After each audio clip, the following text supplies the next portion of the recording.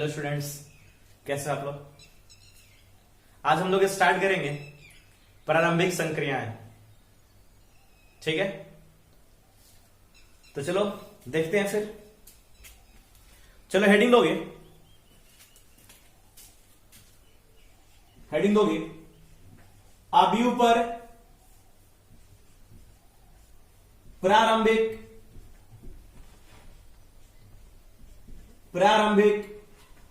संक्रियाएं।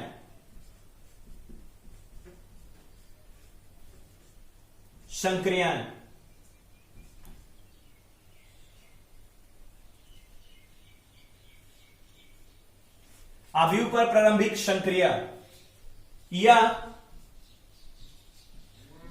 अवयव का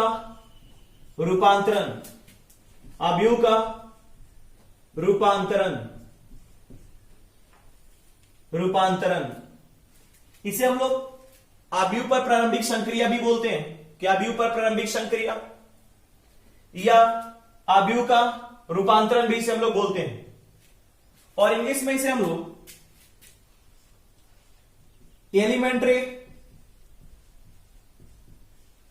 elementary operations on a matrix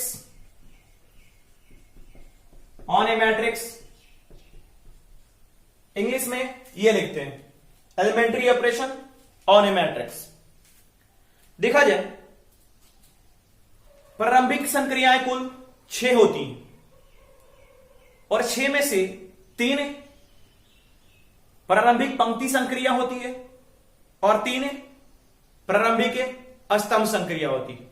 यानी कहने का मतलब है कि टोटल संक्रियाएं, प्रारंभिक संक्रियाएं जो है वो 6 तरह की होती हैं और उसमें से 3 पंक्ति की वजह से होता है और 3 स्तंभ की वजह से होता है। और आखिर से संक्रिया क्या है, अगर इंग्लिश में बात करें तो ऑपरेशन, मतलब कि एक अवयव पर कौन कौन से ऑपरेशंस किए जा सकते हैं, यानी एक अवयव पर कौन कौन संक्रियाएं की जा सकती है। तो ऐसे 6 संक्रियाएं हम लोग एक अवयव पर करते हैं और जिसमें से 3 पंक्ति की वजह से होता है और 3 स्तंभ की वजह से होता है। तो मैं लिख रहा हूं, देखोगे 6 हमारी जो होती है प्रारंभिक संक्रिया, 6 प्रारंभिक संक्रिया होती है, प्रारंभिक संक्रिया जिसमें से 3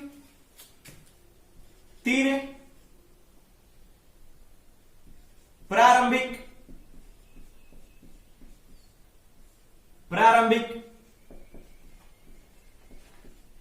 पंक्ति संक्रिया और 3 जो होता है 3 प्रारंभिक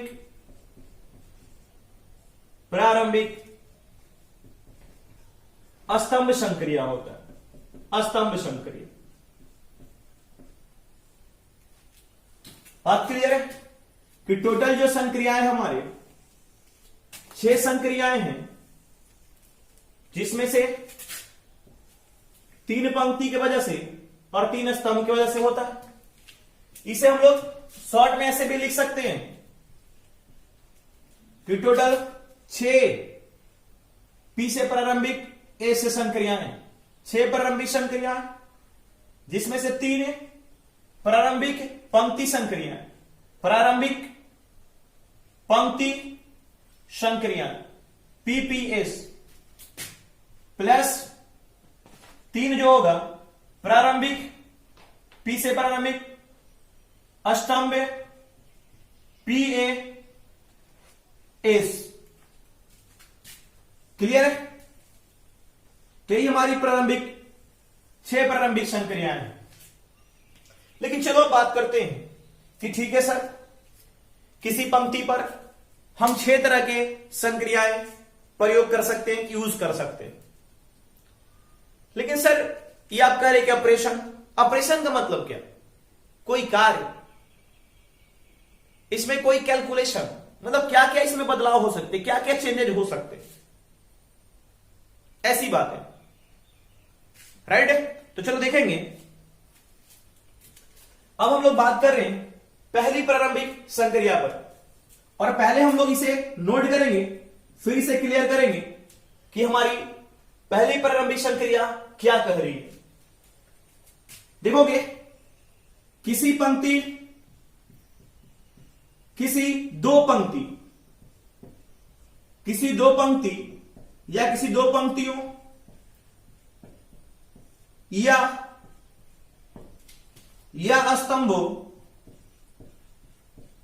या स्तंभों का परस्पर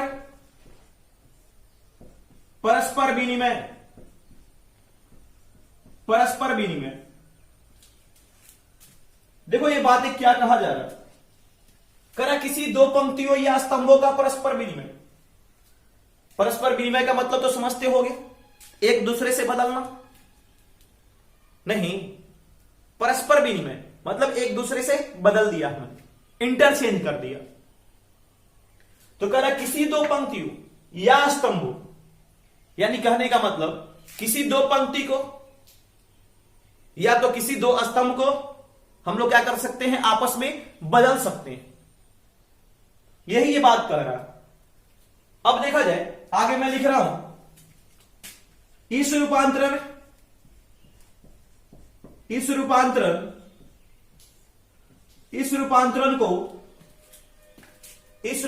को RI इंटरचेंज यानी परस्पर विनिमय, इंटरचेंज RJ ये पंक्ति के लिए, स्तंभ के लिए या स्तंभ के लिए, CI इंटरचेंज CJ।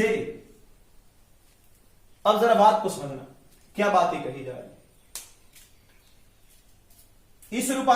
इसने क्या कहा, किसी दो पंक्तियों या स्तंभों का परस्पर विनिमय, यानी जो पहली संक्रिया जो हमारी है वो ये कह रहा कि किसी भी दो पंक्ति और किसी भी दो स्तंभ, जो पहली प्रारंभिक संक्रिया है वो ये कह रहा है किसी दो पंक्ति और किसी दो स्तंभों को हम लोग आपस में चेंज कर सकते हैं, बदल सकते हैं, यानी परस्पर विनिमय कर सकते हैं, यानी इंटरचेंज कर सकते हैं। और कह रहा है इस रूपांतरण को RI इंटरचेंज RJ। अगर पंक्ति की बात करें, पंक्ति मैंने पहले कहा कि दो तरह के रूपांतरण होते हैं, प्रारंभिक पंक्ति संक्रिया और प्रारंभिक स्तंभ संक्रिया। तो ये पंक्ति संक्रिया वाला हुआ, ये स्तंभ संक्रिया हुआ।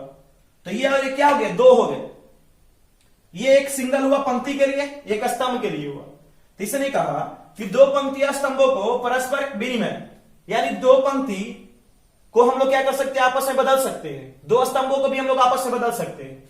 और इस रूपांतरण को हम लोग क्या इससे व्यक्त करते हैं, रूपांतरण को कितना द्वारा, निरूपित करते हैं। चलो मैं जानता हूं कि अभी भी आपका 100% क्लियर नहीं हुआ, तो चलो देखा जाए, बिल्कुल मैं क्लियर करता हूं इसे कि क्या बातें हो रही है। चलो मैं एक एग्जांपल से क्लियर करता हूं, एक एग्जांपल पकड़ रहा हूं। चलो मैंने आपके सामने एक अवयव ले लिया, कोई भी अवयव ले सकते हैं। चलो 3 कोटि का पकड़ लेते हैं, 2 1 0 3 1 -1 1 6 7, राइट। अब देखा जाए, इस पहला जो प्रारंभिक संक्रिया क्या कह रहा कि किसी दो पंक्तियों या स्तंभों, या पंक्ति को या स्तंभ को का परस्पर विनिमय, यानी दो पंक्तियों और स्तंभों को हम लोग आपस में बदल सकते हैं। तो देखा जाए ना, आप कहोगे सर ये हमारा R1 है, ये हमारा R2 दूसरी पंक्ति है, ये तीसरी पंक्ति है। आप बोलोगे ये पहला स्तंभ है, ये दूसरा स्तंभ है और ये तीसरा स्तंभ है, राइट है। लेकिन चलो हम लोग अभी किसी दो पंक्ति को आपस में बदलते हैं। हमारी ऐसी मर्जी हुई कि मैं इस पंक्ति को यहां लेके जाऊं और इस पंक्ति को यहां लेके आऊं, राइट। तब क्या, पहली प्रारंभिक संक्रिया के हिसाब से हम लोग बदल सकते हैं किसी भी दो पंक्ति को, तो हमें क्या देना पड़ेगा संक्रिया कि R1 ये पहली पंक्ति है और किसे चेंज कर रहे हैं, R3 से। R1 है इंटरचेंज R3, ये हमें दिखाना पड़ेगा कि हम कौन सा चेंज कर रहे हैं। तो चलो हमने चेंज किया R1 इंटरचेंज R3, तब क्या हो जाएगा, तब आप बोलोगे कि सर जब हम लोगों ने चेंज किया तब तो R1 के स्थान पर यह R3 चला जाएगा। 167 और क्या ये जो R2 आपका है जहां जहां है वहीं रह जाएगा, क्योंकि इसमें कोई चेंज नहीं किया हम लोगों ने। ठीक, क्या हो जाएगा 3 1 -1 हो जाएगा, और जो आपका R1 है कहां चला जाएगा, R3 के स्थान पर। ठीक है, 2 1 0 हो जाएगा, राइट। अब इतना हो जाएगा। अब यहां से बच्चों का क्वेश्चन हो सकता है कि सर आप ये चेंज कर रहे हो, तो चेंज करने से क्या इस अवयव पर कोई फर्क पड़ेगा क्या? आखिर सर हम ऐसा क्यों कर रहे हैं, और कर भी रहे हैं तो क्या इस पर फर्क पड़ेगा क्या? तो देखो कि आगे हम लोग डिस्कस करेंगे कि ये हम लोग प्रारंभिक संक्रिया क्यों पढ़ते हैं और ऐसा क्यों कर रहे हैं। लेकिन चलो मैं थोड़ी सी बातें क्लियर करता हूं। प्रारंभिक संक्रिया का यूज अवयव का प्रतिलोम ज्ञात करने में किया जाता है, और उसी की वजह से हमें यह प्रारंभिक संक्रिया पढ़नी होती है। आगे हम लोग जब अवयव का प्रतिलोम ज्ञात करेंगे वहां पर इसका हम यूज करेंगे, राइट। तो ये तो बात क्लियर हो गया कि सर हम लोग इसे क्यों पढ़ रहे हैं, और दूसरी बात है कि आखिर सर ये चेंज क्यों हो रहा है, और चेंज हो रहा तो क्या इसकी ये अवयव में कोई परिवर्तन आ रहा है क्या? तो देखो प्रारंभिक संक्रिया के हिसाब से अगर चेंज करते हैं हम लोग किसी पंक्ति को दूसरे पंक्ति से, इससे अवयव पर कोई फर्क नहीं पड़ता है, इससे अवयव पर कोई फर्क नहीं पड़ता है। लेकिन अगर हम देखते हैं यह प्रारंभिक संक्रिया कहता है कि अवयव पर कोई फर्क नहीं पड़ता है, कहता है कि हम चेंज कर सकते हैं, राइट। और मैं बताऊंगा कि क्यों चेंज कर सकते हैं, और ये बातें क्लियर होगा। लेकिन आप खुद से भी देख सकते हो कि सर जब चेंज कर रहे हैं तब तो ये हमारा ये अवयव था और ये दूसरा अवयव बन गया, राइट। ये क्या था हमारा 2 1 0 3 1 -1 1 6 7, और ये 1 6 7 3 1 -1 2 1 0, ये बन गया सर। और आप कह रहे सर कोई फर्क नहीं पड़ता, तो सर ये दोनों अलग अलग अवयव हो गए। बिल्कुल आपकी बात सही है कि दोनों अलग अलग अवयव हो गए, कभी ये दोनों बराबर नहीं हो सकते। ये बात दिमाग में फिट कर रखना, ये नहीं कि ये और ये कहो कि सर दोनों बराबर है, नहीं, ऐसा बराबर नहीं हो सकता, राइट। लेकिन ये भी बात सही है कि सर इसको हम लोग ऐसे लिख सकते हैं, ये कभी समान अवयव नहीं हो सकता, क्योंकि समान अवयव को आपको बताया गया कि कोटि तो समान होना ही चाहिए और सभी संगत अवयव भी समान होना चाहिए। तो देखो ना, यहां पर 2 है और यहां पर 1 है, यहां पर 1 है, ये 6 है, ये 0 है, ये 7 है। कभी बराबर हो सकता है क्या? नहीं हो सकता है, कभी समान अवयव नहीं हो सकता।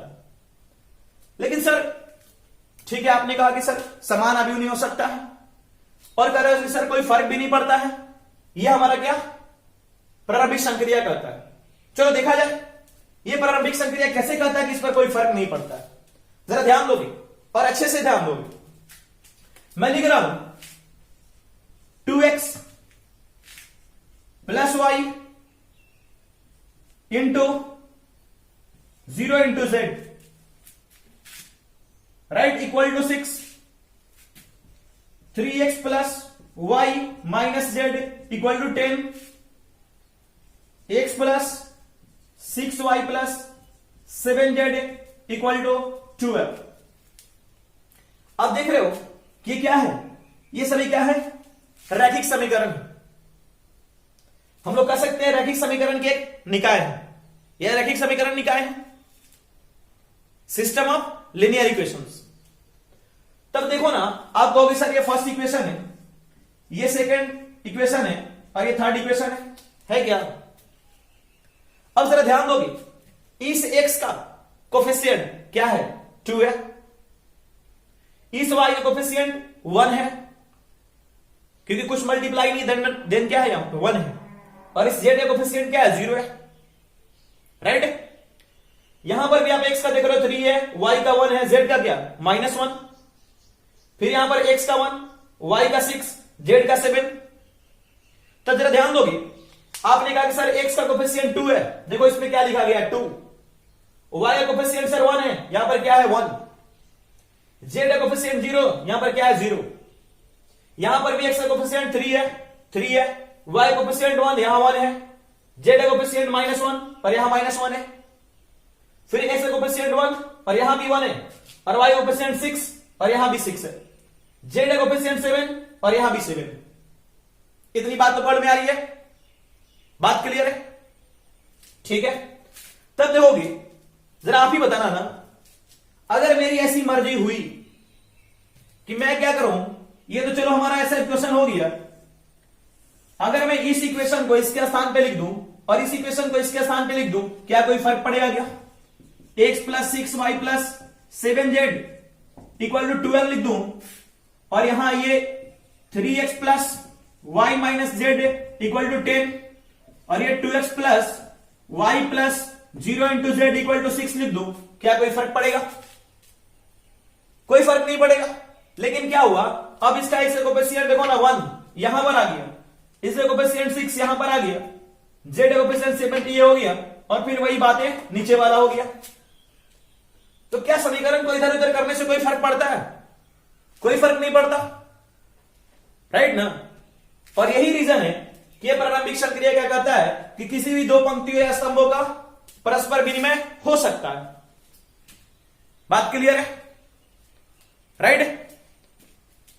चलो देखा जाए, आगे बढ़ते हैं। अब जरा ध्यान दोगे, अभी हम लोगों ने कहा कि सर दो पंक्तियों को बदल सकते हैं, और आपने देखा कि R1 को R3 से हमने चेंज कर दिया, तो हमारा इतना आया। अब कोई बच्चा बोलता है सर R1 को R3 से आपने चेंज कर दिया, अब सर ऐसा करो, इस स्तंभ को इस स्तंभ से चेंज करो। क्या कर सकते हो? क्या कर नहीं सकते? क्या पहली प्रारंभिक संख्या कर रहा है, ठीक है, हमारा C1 और ये क्या हो गया C2, तब क्या C1 है इंटरचेंज है C2, राइट ना। बिल्कुल ध्यान से समझोगे, काफी इंपॉर्टेंट है। और इसका यूज हम लोग सारणिक में भी करते हैं, जो ईच एंड एवरी ईयर वहां पर सारणिक से 5 मार्क्स का इससे रिलेटेड क्वेश्चन होता है। तो बात को अच्छे से समझोगे, तब देखोगे जब चेंज करेंगे तो क्या हो जाएगा, क्या जो पहला स्तंभ है दूसरे यानी C1 क्या C2 से ये इंटरचेंज है, C1 इंटरचेंज C2, यानी क्या एक दूसरे को बदल रहे हैं, तो ये यहां आ जाएगा और ये यहां चला जाएगा। तो 6 1 1, ये क्या 1 3, ये 2 हो गया, ये 7 -1, ये 0 हो गया, राइट। Note down.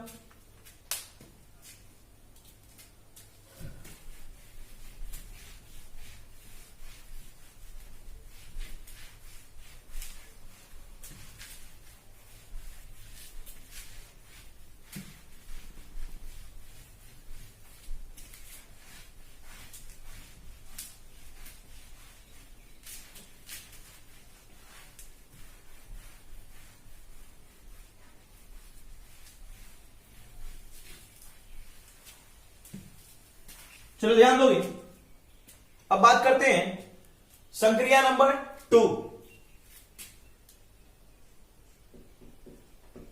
चलो पहले लिखते हैं, किसी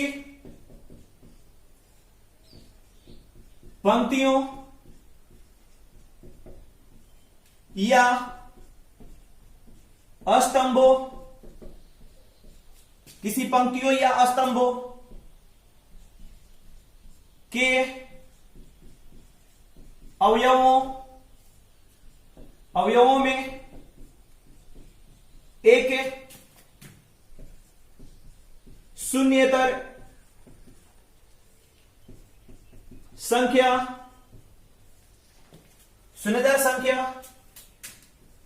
से गुना करना। इस रूपांतरण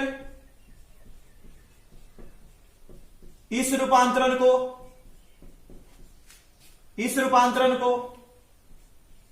आर आई चेंज इनटू, इसे चेंज इनटू, इसे पहले क्या था interchange, change into K into R आई, और स्तंभ के लिए C I change into K into C आई द्वारा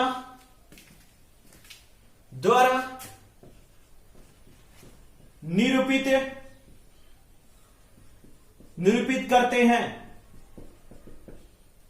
अब जरा ध्यान दोगे, देखो क्या कहा गया, क्या किसी पंक्तियों या स्तंभों के अवयवों में एक शून्येतर संख्या से गुना करना।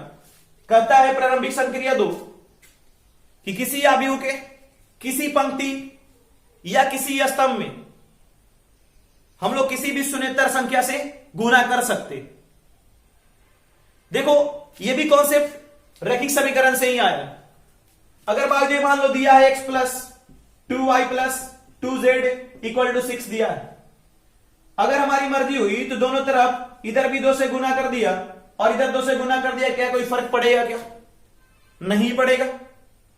वही बातें यहां पर भी समझाया गया। करे किसी पंक्ति या स्तंभ के अवयवों में एक शून्येतर कहने का मतलब क्या, जो जीरो नहीं हो। शून्येतर को इंग्लिश में बोलते हैं नन जीरो, राइट। अब शून्येतर का मतलब शून्य मत समझ लेना कि शून्येतर का मतलब क्या होता है, शून्य होता है, ऐसा नहीं। शून्येतर का मतलब क्या, जो शून्य नहीं हो, यानी नन जीरो।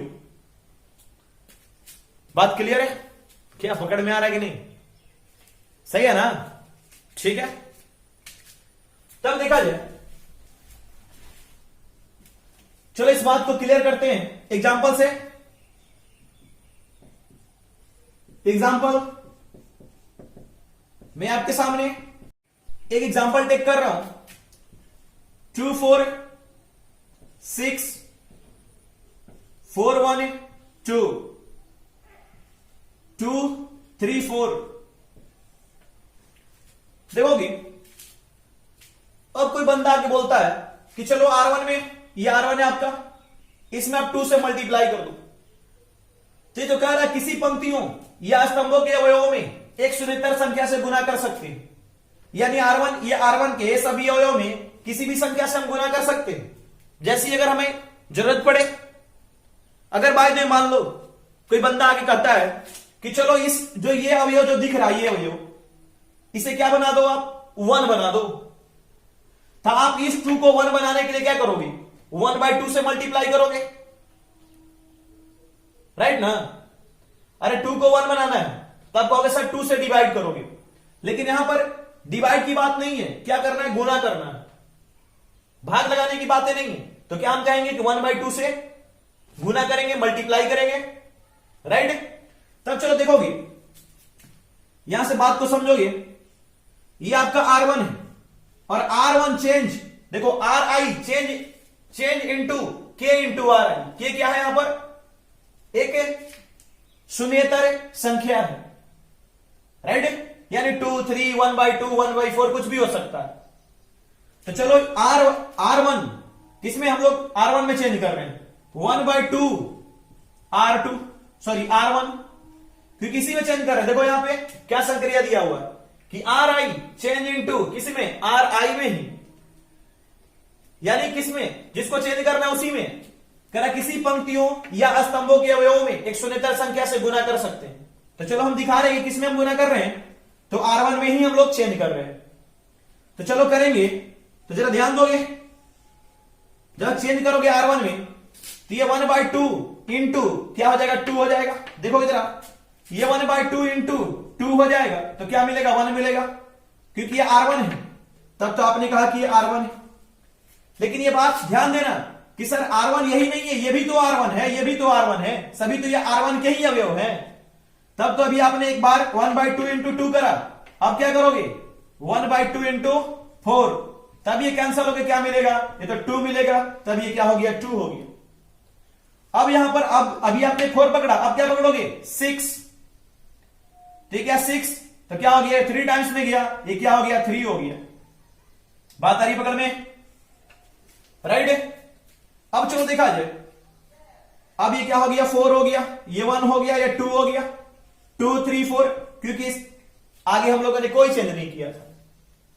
लेकिन और भी बातें क्लियर करने के लिए, अगर भाई जो आप ही को ऐसा मन कर दिया कि सर मैं ना इस 2 को या इस 3 को 6 बना दूं, इस 3 को 6 बना दूं, तो क्या करोगे, ये R3 है, R3 में कुछ मल्टीप्लाई करोगे और 3 को 6 बनाने के लिए 2 मल्टीप्लाई करोगे। तो चलो R3 किस में चेंज कर रहे हो, R3 में, R3 में चेंज हो रहा, तो R3 चेंज कितना चेंज हो रहा, तो 2 से मल्टीप्लाई कर रहे, 2 इंटू R3 आपने कर दिया। तब ये क्या हो जाएगा, आपने R1 में कोई चेंज नहीं किया, इसमें आपने कोई चेंज नहीं किया है, तो क्या हो गया, ये सेम का सेम रहा, ये 4 1 2 है, ये भी सेम का सेम रहा, चेंज किसमें किया आपने, R3 में, तो क्या हो जाएगा 2, देखोगे यहां से भी, क्योंकि ये R3 के सभी एलिमेंट्स हैं, R3 के सभी अवयव हैं, तो R3 इंटू 2, क्या सॉरी 2 इंटू 2 क्या हो गया 4, अब क्या 2 इंटू 3 क्या हो गया 6, 2 इंटू 4 क्या हो गया 8, क्या इतनी बात आई पकड़ में, सही है। अब ये तो हम लोगों ने पंक्ति संक्रिया यूज किया, अब हमारे पास स्तंभ संक्रिया भी है, पिछले में भी था हमारा पंक्ति संक्रिया और स्तंभ संक्रिया, वहां पर 2 संक्रियाएं मिले, और यहां पर भी एक पंक्ति संक्रिया और एक स्तंभ संक्रिया, यहां भी 2 मिले, तो 2 कितने हो गए, 4 हो गए। तो चलो अभी तो हम लोगों ने पंक्ति संक्रिया यूज किया, अब क्या करेंगे हम लोग, स्तंभ संक्रिया, राइट। तो चलो देखा जाए, अब चलो स्तंभ संक्रिया यूज करते हैं, और हमारी ऐसी मर्जी हो रही है कि इस 4 को ना स्तंभ संक्रिया यूज करके इस 4 को ना हम लोग क्या बना दे, 1 बना दे। तो 4 को 1 बनाने के लिए क्या करेंगे, 1/4 से गुना करेंगे। तो चलो ये हमारा कौन सा स्तंभ है, C1, और C1 में चेंज हो रहा, तो हम लोग क्या करेंगे, C1 चेंज इनटू कितना चेंज करना होगा, कितना गुना करना होगा, 1/4 और C1। बात आ रही पकड़ में, एकदम बिल्कुल ध्यान से समझोगे, काफी इंपॉर्टेंट है, इसमें दिक्कतें भी आती हैं समझने में।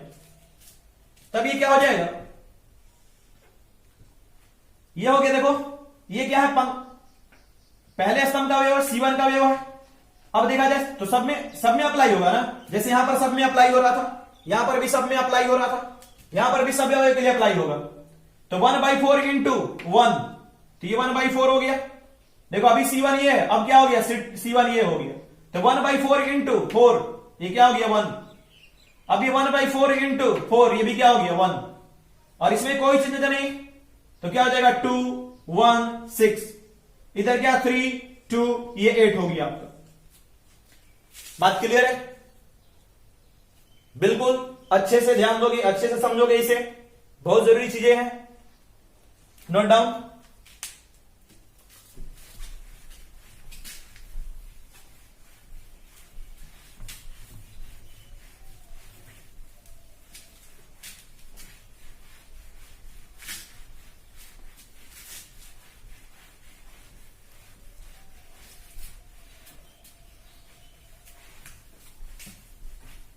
चलो नंबर 3 की बात करते हैं, संक्रिया नंबर 3, तीसरा,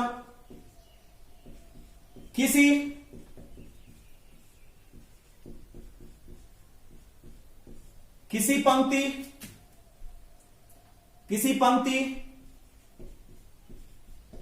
या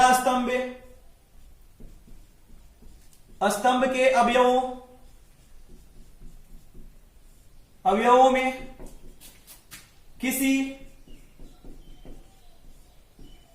किसी अन्य पंक्ति या स्तंभ के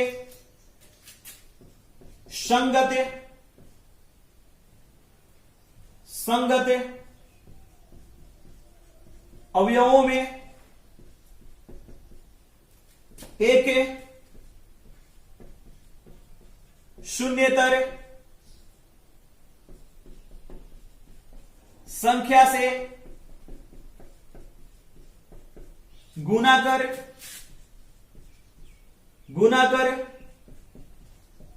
जोड़ना, इस रूपांतरण इस रूपांतरण को R I change into R I plus K into R J, C I change into C I plus K into C J द्वारा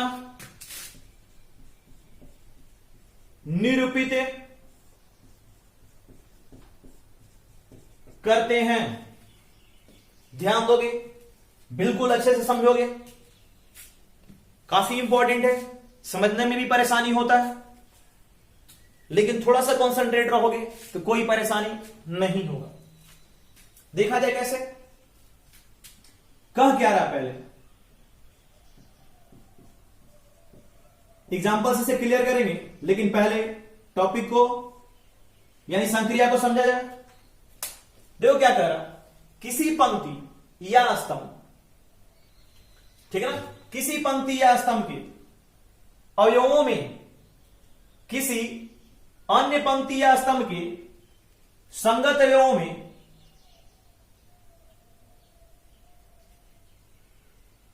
यहां पर को कर लेते हैं, किसी पंक्ति या स्तंभ के अवयवों को किसी अन्य पंक्ति या स्तंभ के संगत अवयवों में एक शून्येतर संख्या से गुणा कर जोड़ना। देखो क्या बात हो रही है, कह किसी पंक्ति या स्तंभ के अवयवों को, यानी कोई पंक्ति या स्तंभ है। चलो जरा देखोगे, एग्जाम्पल से क्लियर करते हुए चला जाए। 2 1 3 1 6 1, चलो 1 -1 3, ये आपकी पंक्ति है। इसने कहा किसी पंक्ति या स्तंभ के अवयवों को, यानी मान लो ये पहली पंक्ति है R1, ठीक है ना, तो R1 के अवयवों को किसी अन्य पंक्ति यानी अन्य पंक्ति कहने का मतलब क्या, कि कोई भी इसके अलावा छोड़कर कोई अन्य पंक्ति, यानी R2 या R3। पहले हम लोगों ने इसे पकड़ लिया है, अब इसको छोड़कर कोई R2 या R3 कोई दोनों में से एक, कि किसी अन्य पंक्ति या स्तंभ के संगत अवयवों में एक शून्येतर संख्या से गुणा कर जोड़ना। यानी जरा बात को समझोगे क्या कह रहा कि कोई एक पंक्ति है, जैसे R1 है,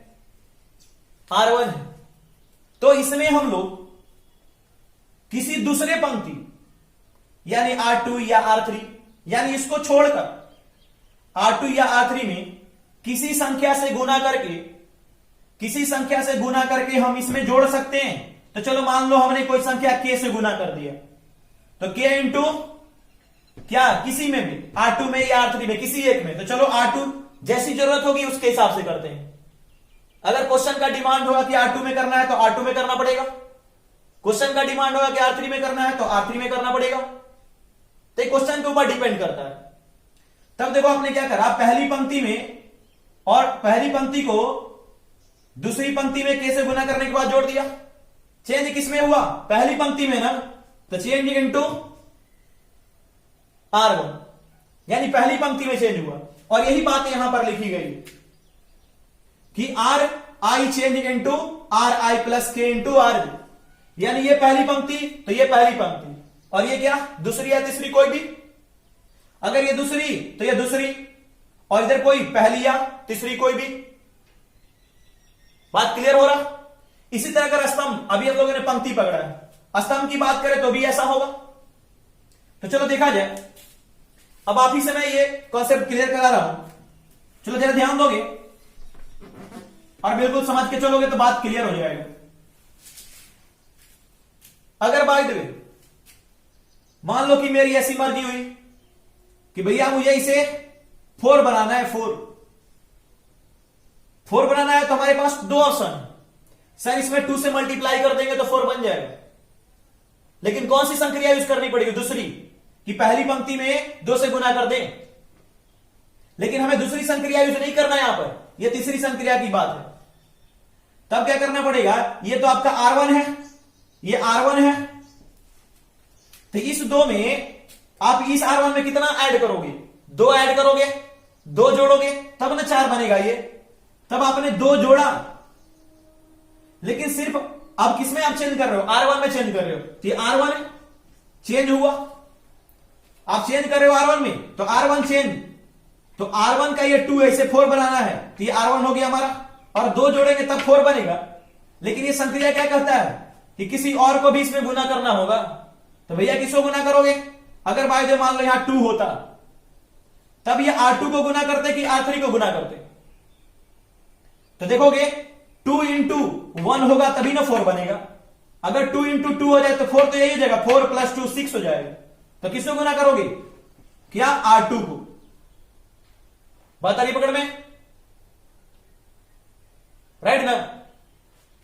क्या 50% 20% भी क्लियर हो रहा, 20% भी क्लियर हो जाए तो अगर संक्रिया याद रखोगे, जब क्वेश्चंस आएंगे तो बार बार ये चीजें रिपीट होगा, और रिपीट होगा तो धीरे धीरे दिमाग में ये पोर कर जाएगा, धीरे धीरे दिमाग में बैठ जाएगा, राइट। तब देखोगे, तब यहां से अब हम लोग ये संक्रिया में मिल गया, ये संक्रिया, चलो इसको यूज करते हैं, तो क्या हो जाएगा ये। अब आपने कहा कि सर R1, तो R1 तो ये है, तो चलो भैया 2 प्लस, ये देखो R1 क्या है 2, तो 2 प्लस 2 इंटू R2 क्या, तो 1, तो 1 क्या हो गया सोल्व करने के बाद, 4, 2 प्लस 2 4, देख लो 2 प्लस 2 इंटू 2 2 यानी 4। अगर यही R3 पकड़ता तो यहां 1 के स्थान पर 2 आता, तो 2 इंटू 2 4 तो यही हो जाता, और यही रीजन है कि हम लोग R3 यहां नहीं पकड़े। तो मैंने पहले ही कहा कि क्वेश्चन के नीड के अकॉर्डिंग करते हैं हम लोग, जैसे जैसे क्वेश्चन क्या आएगा उसी के हिसाब से हम लोग को चलना पड़ता है। तब देखा जाए, अब आपने तो इसमें बदल दिया, ये तो आपका 4 हो गया, लेकिन आपने जब R1 में, तो R1 में चेंज कर रहे हो आप, तो ये पूरा R1 है ना, सिर्फ यही थोड़े R1 है, ये भी R1 का ही अवयव है, ये भी R1 का ही अवयव। तो जब इसमें आपने चेंज किया R1 में, तो इसमें भी चेंज होगा और इसमें भी चेंज होगा, ऐसा नहीं कि बस इसी में चेंज हो जाएगा।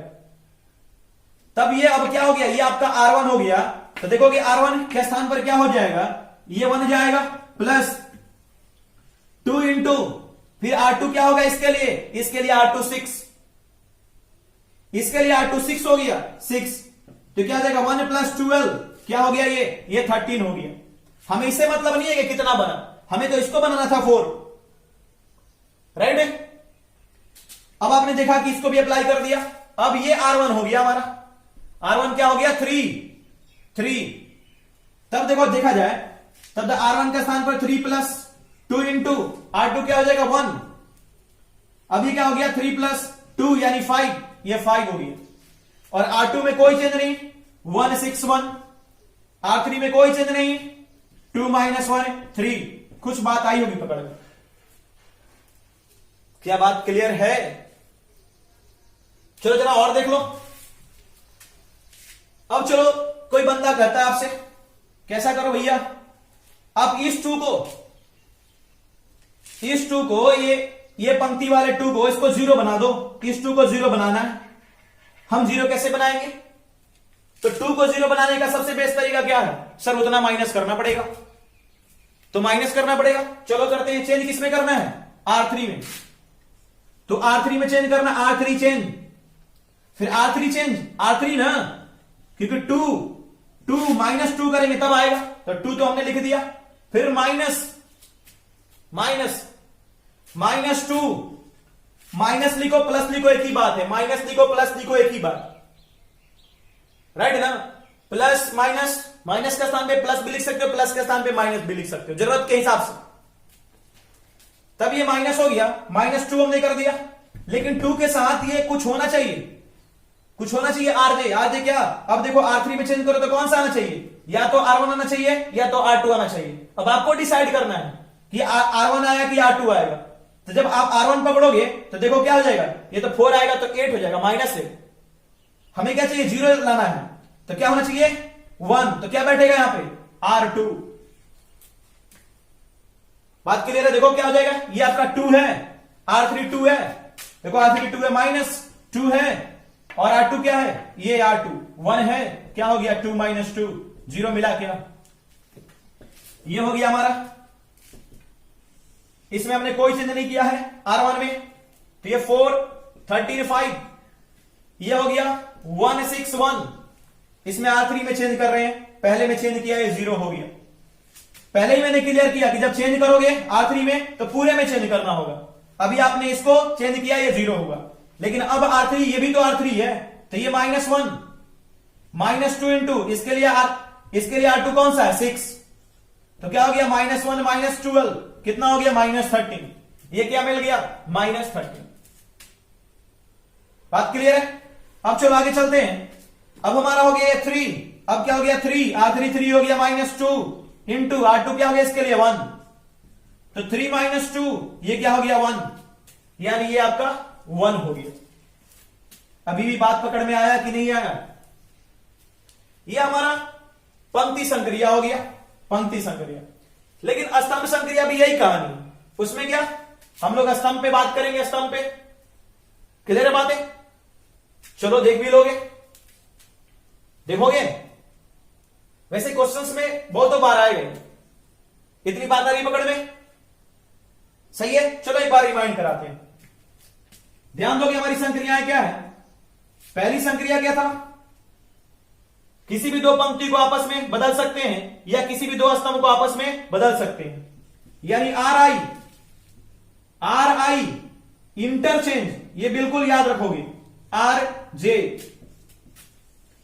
या कह सकते हो सी आई इंटरचेंज सी जे। सेकेंड है हमारा R I change into K into R I, या आप कह सकते हो C I change into K into C I. Number third है R I change into R I plus K into R J, और स्तंभ के लिए C I change into C I plus K into C J. देखो ये 3 रो के पंक्ति की वजह से और 3 स्तंभ की वजह से, और यही मिला के क्या है टोटल 6 है। तो इसे बिल्कुल याद रखोगे, आगे जब क्वेश्चंस आएंगे तो बिल्कुल बातें क्लियर हो जाएंगी। अगर अभी थोड़ी भी बात क्लियर हुई है, 5% भी बातें क्लियर है, तो ये आगे 100% क्लियर हो जाएगा। अगर आपको ये 5% 10% भी समझ में आया है, क्योंकि ठीक है अभी बिल्कुल बातें नहीं समझ पाते हो आप, जब तक क्वेश्चन अप्लाई नहीं होगा, ठीक है, उतने ढंग से आप नहीं समझ पाओगे। यही रीजन है कि मैंने क्वेश्चंस ये लिखकर अप्लाई करके आपको दिखाया, ताकि आपको धीरे धीरे बात पकड़ में आ जाए। लेकिन ये बात ये ध्यान में रखना है कि किसी भी दो पंक्ति या दो स्तंभ को आपस में चेंज कर सकते हैं, बदल सकते हैं। किसी पंक्ति या किसी स्तंभ में किसी संख्या से गुना कर सकते हैं, शून्येतर संख्या से, और किसी भी पंक्ति के सभी अवयव को दूसरी पंक्ति के सभी अवयव में जोड़ सकते हैं किसी संख्या से गुना करने के बाद। क्लियर है? ठीक है, नोट कर लो।